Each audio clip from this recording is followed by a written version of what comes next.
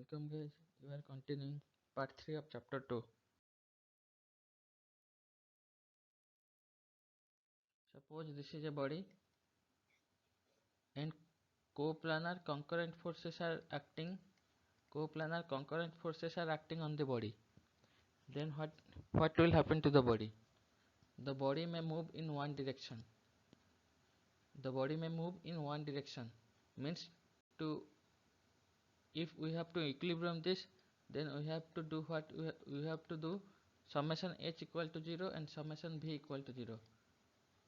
अगर कोई बॉडी एक ही डायरेक्शन में मूव कर रहा है तो उसको हॉरिजॉन्टल कंपोनेंट को जीरो करना पड़ेगा एंड वर्टिकल कंपोनेंट को भी जीरो करना पड़ेगा, तभी जाके बॉडी इक्विलिब्रियम होगा.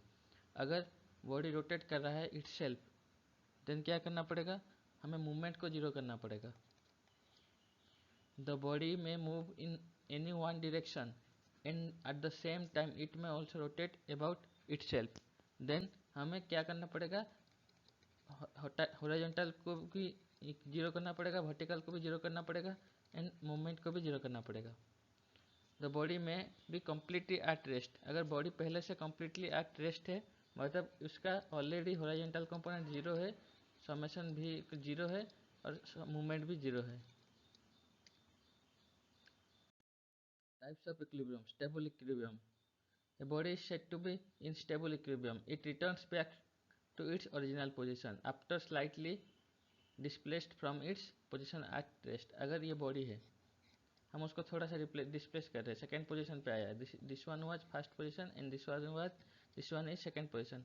अगर बॉडी को डिस्प्लेस कर रहे हैं, फर्स्ट से सेकेंड गया, फिर रिटर्न बैक कर गया सेकेंड टू फर्स्ट, देन उसको बोलते हैं stable equilibrium. Unstable equilibrium if does not return back to its original position, मतलब फर्स्ट से सेकंड तक गया और सेकंड से फर्स्ट तक वापस नहीं आ रहा है एंड आगे ही मूव करते जा रहा है, आगे ही and moves further away, then it is called unstable equilibrium. Neutral equilibrium क्या होगा, पहले से डिस्प्लेस होकर दूसरे तक गया और दूसरे से आगे ना आगे मूव कर रहा है ना पीछे मूव कर रहा है, ना ओरिजिनल पोजीशन पे आ रहा है, ना आगे मूव कर रहा है ना अपने पिछले पोजीशन पे आ रहा है, फर्स्ट से दूसरे पे चेंज हो गया और दूसरे पे टिका रहा, तो उसको बोलते हैं neutral equilibrium. Now we are studying graphical method.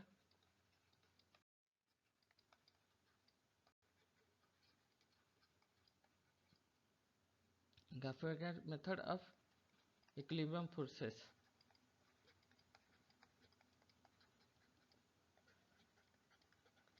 Generally two type का होता है, एक तो ट्रायंगुलर होता है, ट्रायंगुलर लॉ के बेस में होता है, triangular law based, and second one is parallelogram law or polygon law of forces. Polygon law based.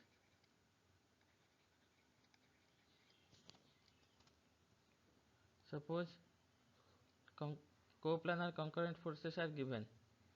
This is 50 Newton, this is O,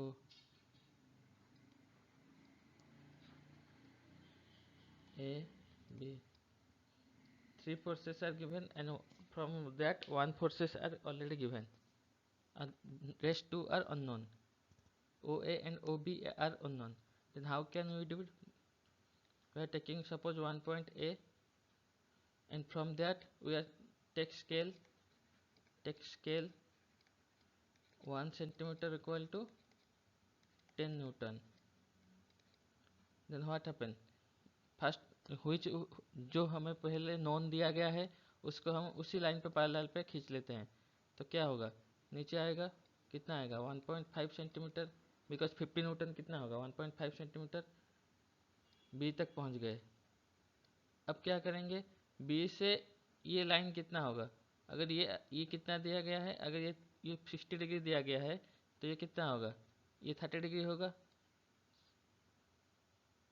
तो क्या होगा, तो इसी पैरेलल करके एक लाइन स्ट्रेट लाइन ड्रॉ कर देंगे.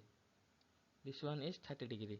सिमिलरली ओ ए, अगर ये 45 डिग्री है, suppose this is 45 degree, then ये क्या होगा, ये 90 हो गया, ये भी 45 डिग्री हो जाएगा.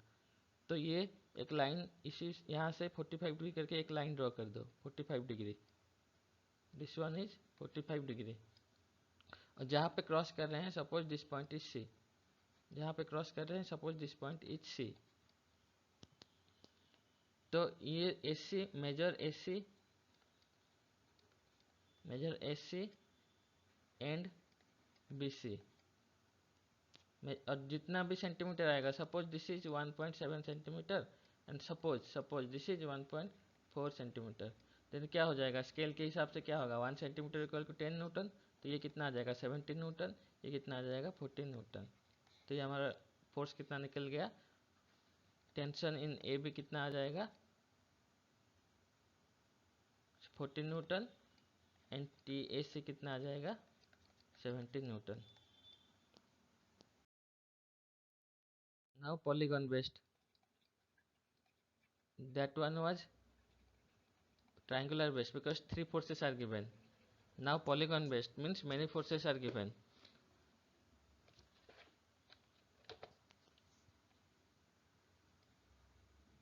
Suppose five forces are given, coplanar and concurrent forces are given.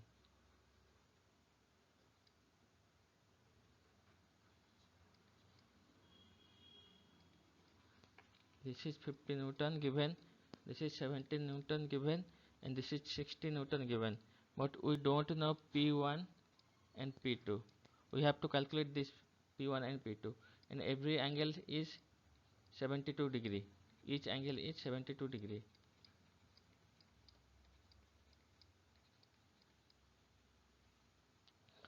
Then suppose we are taking point A. Then we have give 3 unknowns. Then first we have to draw, we have to take lines of 3 unknown. Suppose we are taking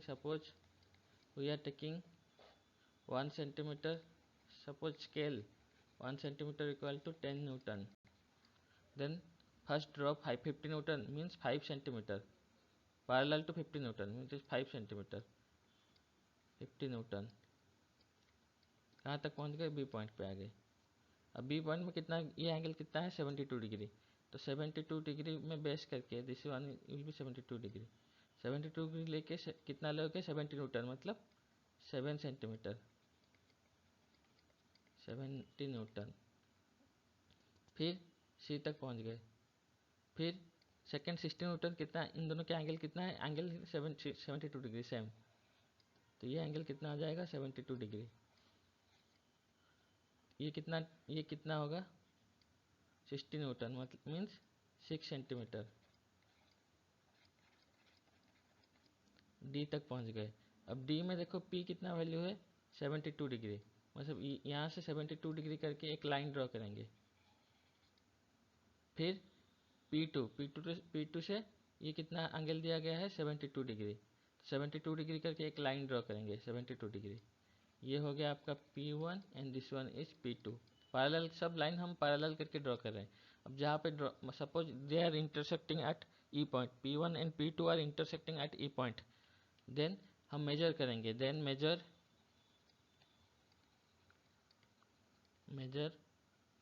D E and A E. Suppose ये आया आपका 1.8 centimetre 1.45 6.8 आया suppose, ये आया आपका 4.2 centimetre. Then क्या होगा scale के हिसाब से क्या होगा 1 सेंटीमीटर इक्वल टू 10 न्यूटन दिया था, तो ये कितना आ जाएगा इक्वल टू 68 न्यूटन, और ये कितना आ जाएगा 42 Newton. Means P1 equal to कितना हो गया 68 newton and P2 equal to 42 newton. Thank you.